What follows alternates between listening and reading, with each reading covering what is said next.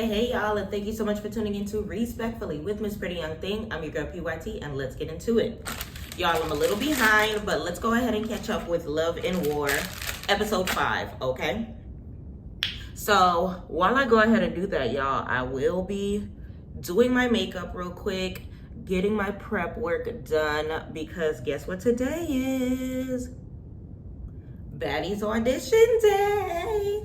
So I told y'all before that I wanted to go to the Baddies audition just to get some behind the scenes footage, see if I can interview some of the girls, check out the scenes, see if I run into any baddies while we're there. Like if I'm able to like speak to Jonisha or get anything that is like worthy of this channel, I got y'all. So we're gonna see how it goes. But in the meantime, let's go ahead and discuss episode 5 of Love and War. And while we do that, can y'all please do me a favor, like, comment, subscribe, post notifications, and please tell a friend to tell a friend that PYT is in the building. All right, perfect. So episode 5, it started off with Ivory, Danye, and Ivory's sister Jazz sitting down discussing none other than Joyce, of course. So they're just talking about how they're gonna get her, all that stuff like that. The huge.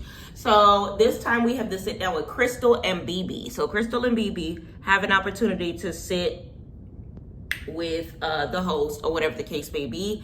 And she's basically asking them what they want them to change as far as a couple, okay? What it is that they would like them to, work on themselves, which would in terms kind of help with their relationship or whatever. And Crystal said that BB should lay off the liquor.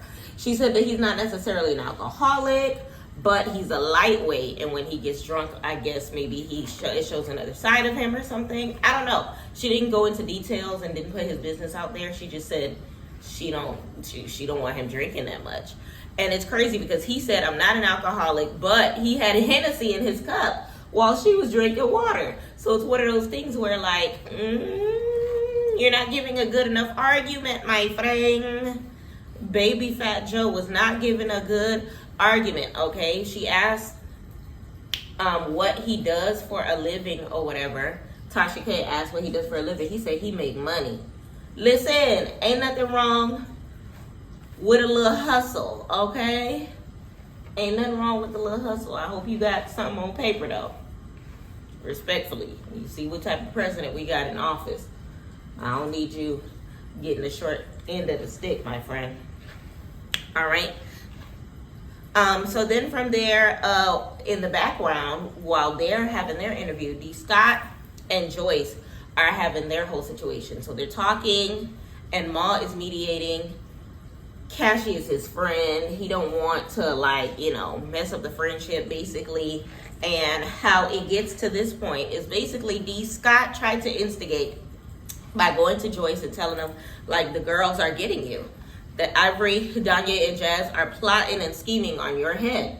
Okay? But there's a difference between telling her to tell her and telling her to instigate. You get what I'm saying? There's a difference between a warning and bullying. Warning and laughing at. Like, you get what I'm saying? So I can understand how she can obviously see that he was being messy and not necessarily trying to be a good friend. You get what I'm saying? So that turned into a whole ordeal because Joyce snapped at D. Scott. He threw a drink in her face, and that turned into a whole situation that Cash is now aware of. So now everybody goes outside. Cashy ends up joining them in the back and asking D. Scott straight up, like, so you threw a drink in my girl's face. And Cashy don't play by his girl. Cashy do not play by his girl. They little drunk in love. I still need to get to the bottom of their DV situation. I'm waiting for them to have their sit down with Tasha, but we gonna see. So basically from there, Cashy, presses him. He says, so since you threw a drink in her face, it's only right that she throws a drink in your face. D. Scott, of course, is not having that. So Cashy ends up throwing a drink in D. Scott's face on his girl's behalf. Of course, that ends up with D. Scott throwing a drink simultaneously in his face. Cashy being blinded by the drink.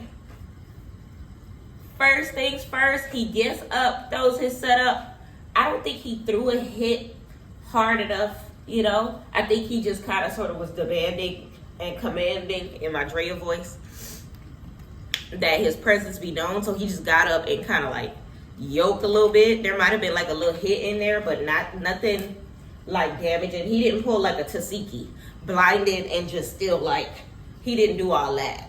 It was just, child, him being as tall as he is, it automatically poses as a threat.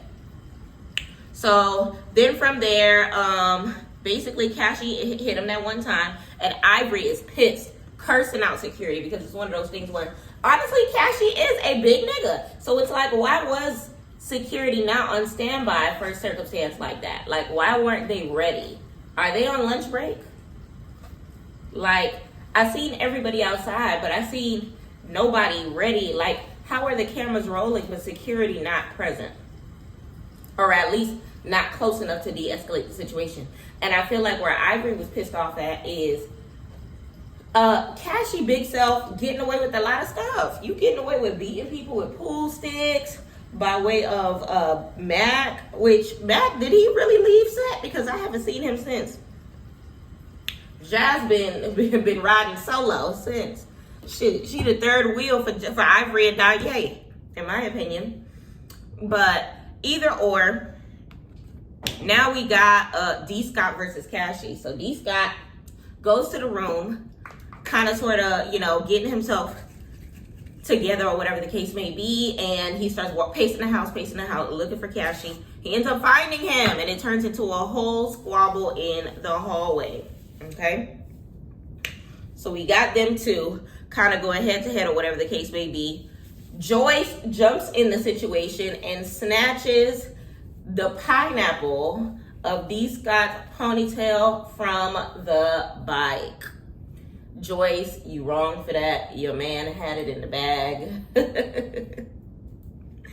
That's exactly what Tasha K was talking about when she said you can't be laying your hands on men if you don't want to be treated on their level. That's exactly what Tasha K was talking about. Okay, so security ends up snatching Joyce from the bike while she's snatching his ponytail from the bike. Okay, and then meanwhile, Landon, and I guess Ant went to go see what all the ruckus was all about. And Landon sees him and takes that as an opportunity to sneak Ant. So now they pop. Landon moved fast as hell. Like, I was just like, whoa.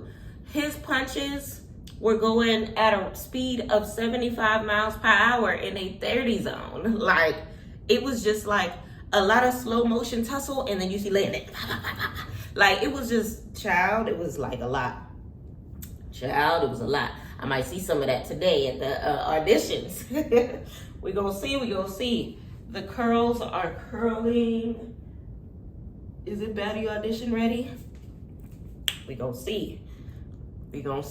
All right. So then Landon sneaking and security busts his ass trying to get a hold of that situation while simultaneously trying to get a hold of Joyce big self, while simultaneously trying to make sure Cashy is where he need to be, and the security buzzed his ass. He was upset enough to punch not one, but 2 holes in the wall. This man punched 2 holes in the wall. It was just like, whoa. Child, y'all done pissed him off. I don't know if that was head security. I don't know if he was covering brakes, because it was just him versus everybody. It was just like a lot happening at the same time, baby, okay? So many things. But that hole in the wall, I hope he getting charged for that. The same way Natalie charging $3,500 on Summer's bill. The same way Natalie charging $3,500 to Summer is the same way that security guard should have that plaster bucket ready with an invoice sent to him in case that Airbnb fines them or whatever the case may be. I gotta fix this lash. All right, so then From there, child, it was so much happening. D. Scott and Mal end up having a talk with Tasha K about what happened. Now, this happened in Mal and them room. So Tasha K is just like, I thought you and Cassie were friends, and now all of a sudden, you know, y'all sparring. Like, what's the situation? And he basically, just to break it down, he was just trying to, you know, relay a message about something that's happening with Joyce, and then it kind of sort of escalated into what it was. Joyce hit him, blase. So then, in the middle of him giving the explanation to Tasha K, Cassie ends up coming in. So now Cassie is in between the situation, and Cassie basically apologized for the punch. He said that it was a reflex, which I do believe him. I believe him wholeheartedly, because it's one of those things where, like, if you're blinded by a cup full of juice, liquor, whatever the hell was in there, you don't know what the other person is doing or what they plot to do or whatever the case may be. So I can understand him, like, standing up and ready to, like, strike, because I feel like the amount of jabs Cassie could have thrown, he did not. So he definitely showed, like, some sort of, like, you know what I'm saying? Like, he kind of sort of held himself back from the damage that he could have done. And that kind of sort of, listen, D. Scott got to appreciate that. He did what he could. He ain't know what you was about to do, so he was ready for that. But I guess by the time he realized that if he wasn't punching, it wasn't no punches being thrown, then he kind of sort of just stood there and, like, stood his guard in case he had to kind of sort of do something. But that ended up with, you know, D. Scott tumbling across the grass out of his chair, whatever the case may be. So D. Scott ended up being upset at Mal because Mal did not have his back. One thing about Mal has already explained that it is not a part of his aesthetic to be fighting and hooting and hollering on TV. Okay? I feel two ways about this. One, he warned you. He warned you. He told you that he is not about to be rumbling and fussing and fighting on TV. And I feel like D. Scott did not take him serious. I feel like D. Scott heard him, but he didn't hear him. Okay? So, child, I hope he heard now. I hope he is heard, okay? So, basically, they're going back and forth because it's one of those things where D. Scott is just like, listen, I'm your person, and you really left me for dead in this circumstance. Like, I was fighting for my life. You got Joyce on one side, you got Cassie on the other side, and you already know that's his friend. Like, Cassie is his friend. So he doesn't want to get into the middle of their situation because it's one of those things where it's just like, if I jump in, I lose a friend. If I don't jump in, I lose a lover. So, like, let me know in the comments, what comes first? Your lover or your friend? Or in their words, your good friend or your homeboy? Like, which one comes first? The person that you talking to or the person that you kick it with? Like, which one comes first? For me, honestly, it depends. It depends. But that's honestly a sticky situation to be in. Because, truth be told, like I said, he warned him that he did not want anything to do with any sort of drama, which is why he wasn't causing it. And he did say in the confessional that he felt like D. Scott is the messiest person in the house. And honestly, this kind of sort of proves it. Because D. Scott started something that he wasn't ready for. You can't be starting something. That you're not ready for. What's going on? Okay? Because now he all in the middle of a tussle. All in the middle of a situation. And he did not know what to do. He did not know what to do. His ponytail was snatched. His hair was all over the place. It was just like that. Okay? So then from there, Cassie and D. Scott basically did the situation. Cassie wanted to bring Joyce into the room so that she could speak her piece or whatever the case may be, but it kind of sort of went on without her or whatever the case may be, which I'm glad she didn't, because they were able to kind of sort of get it together, mano a mano, man to man, or whatever the case may be. And I feel like Joyce might have not been as open to the situation right then and there, since it was just fresh. There's a hair in there. Okay, there we go.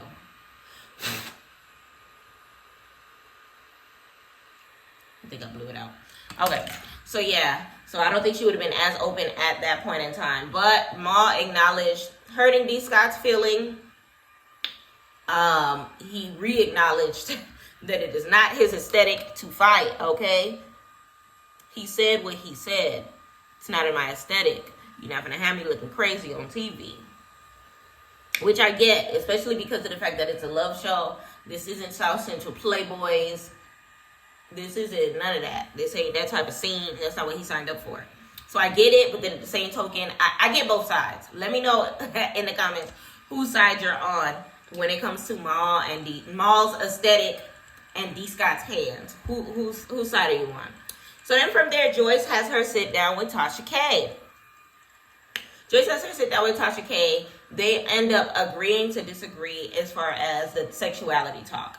So as far as the sexuality talk, Tasha K feels like she's doing enough in respecting Joyce's pronouns, but she refuses to kind of sort of put her like completely on the same pedestal as women, because of the fact that she is stronger, she is more dominant, she wasn't born with it, and things that she believes in or whatever the case may be.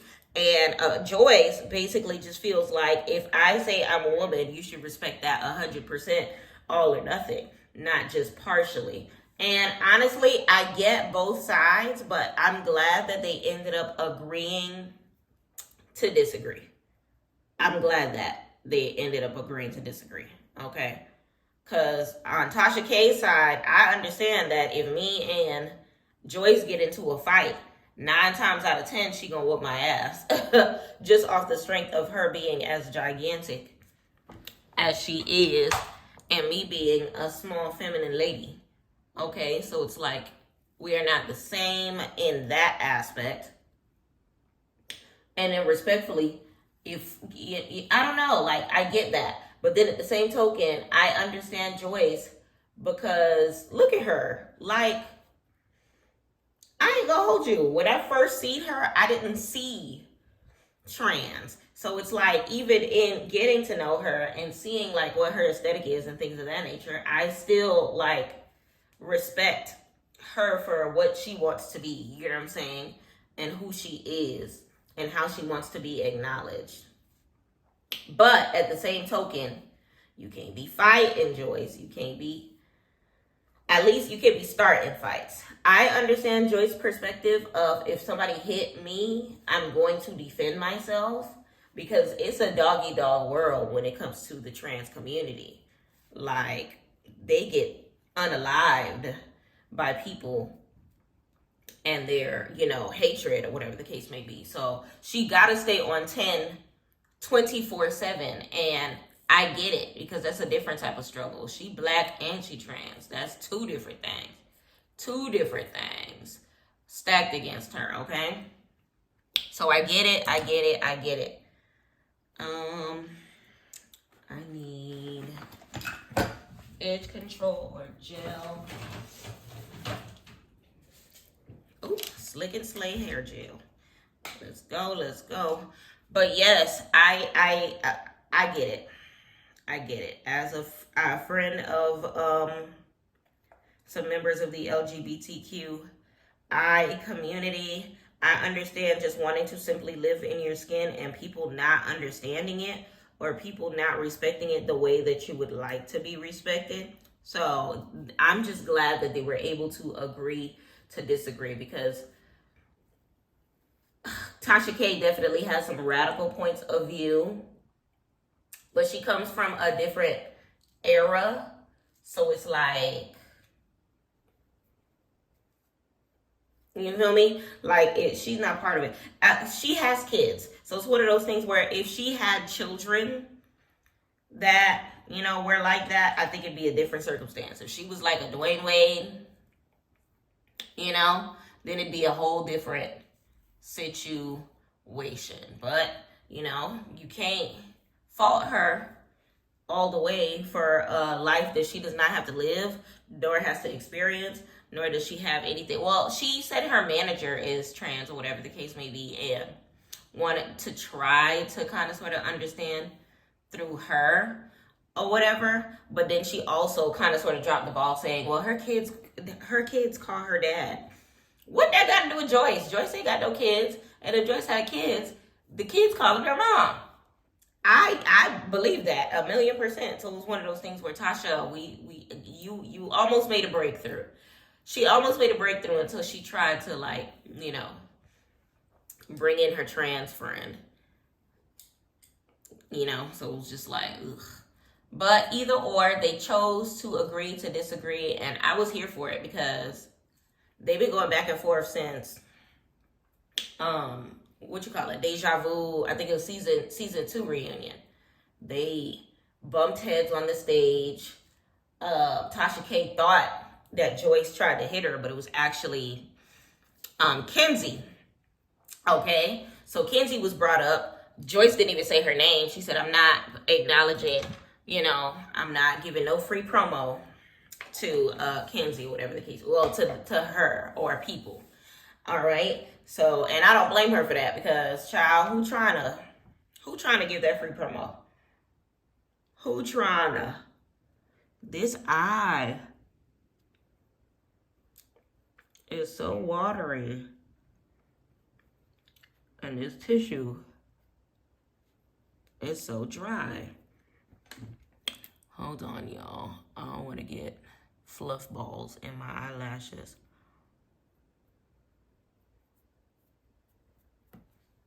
There we go. Child. Okay. So yes, basically from there, she didn't pay no acknowledgement to Kenzie. And Joyce, basically Tasha K was trying to get her to open up, and Joyce wasn't here for it.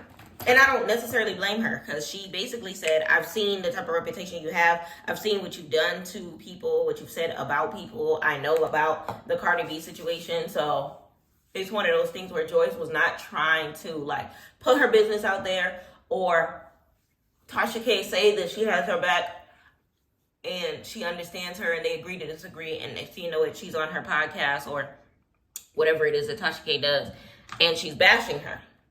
So I understand Joyce does not want to be a part of that, hate train. And then you still, semi-acknowledge, respect, and accept how she feels as far as wanting to be acknowledged as a woman first and a woman last. So it's one of those things where she has her reservations, and she's in every right to do so.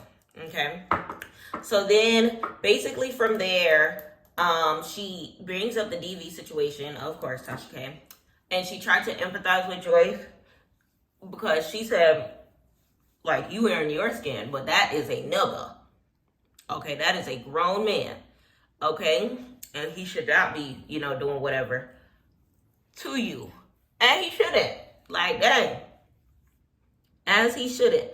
I don't know about the situation per se, but I seen the bruises of the aftermath, and I seen that little clip that they had put at the beginning of the season of I guess it was a Ring camera or whatever. And it definitely looked traumatizing. It looked 1,000,000% traumatizing. Child. Joyce a better person than me. Joyce a better person than most. But either or, she was just Tasha K said that she's going to be hard on Cashy when it comes to their sit down or whatever, which I'm looking so forward to that sit down. When is it happening? can we please sit down with Cassie? I want to see how he can handle a talk with Tasha K. I want to see if they're going to have a breakthrough. I want to see whether or not he get, like, we kind of sort of get to the nitty gritty of their situation, or whether or not we never do. Part of me feels like we never will, because Cassie was not trying to open up to that lady when they were in a group. So I don't think that he's going to, I think he's going to stand his ground by the time they separate. But who knows, because if Joyce was able to, you know, break ground a little bit, Cassie might be able to. We'll see. He might open up a little bit. So basically,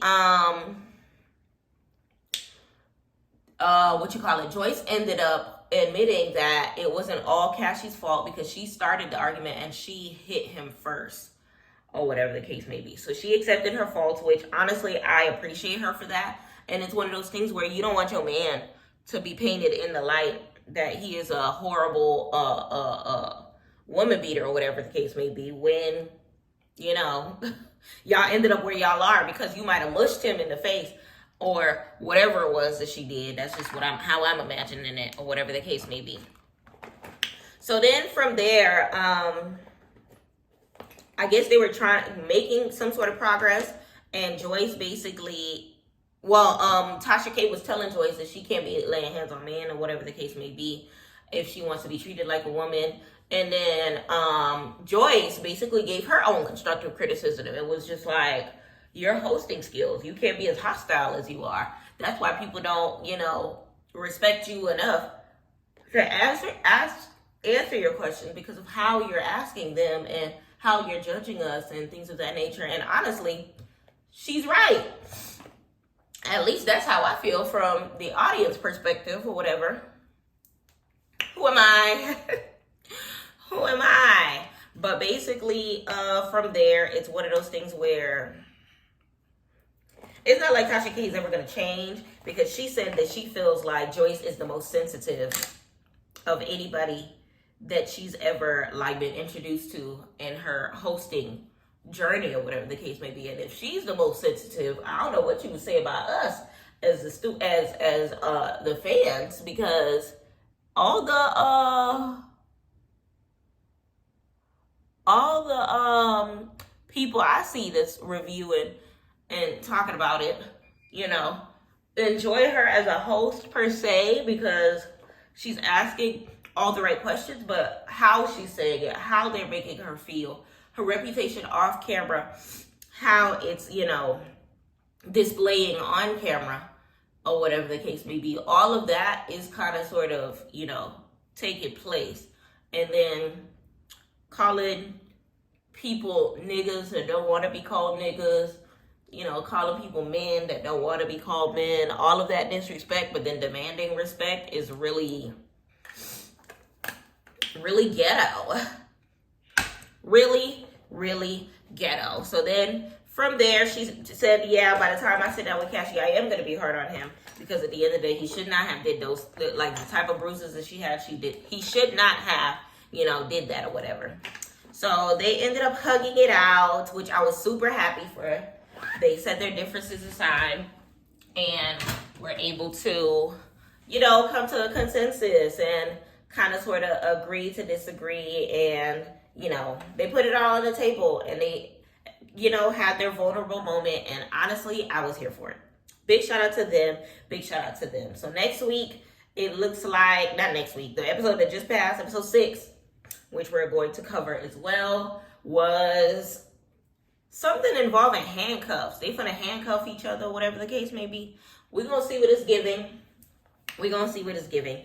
But I appreciate y'all for taking the time to sit down with me. We did the prep work. Now it's time to do my makeup, which, stay tuned for my next video. We will be discussing Jocelyn's Cabaret Reunion Part 2 as we beat my face as I get ready to attend the Baddies Africa auditions. Okay, please do me a favor, like, comment, subscribe, turn those post notifications on, tell a friend to tell a friend. PYT is in the building, and thank you so much for watching PYT TV.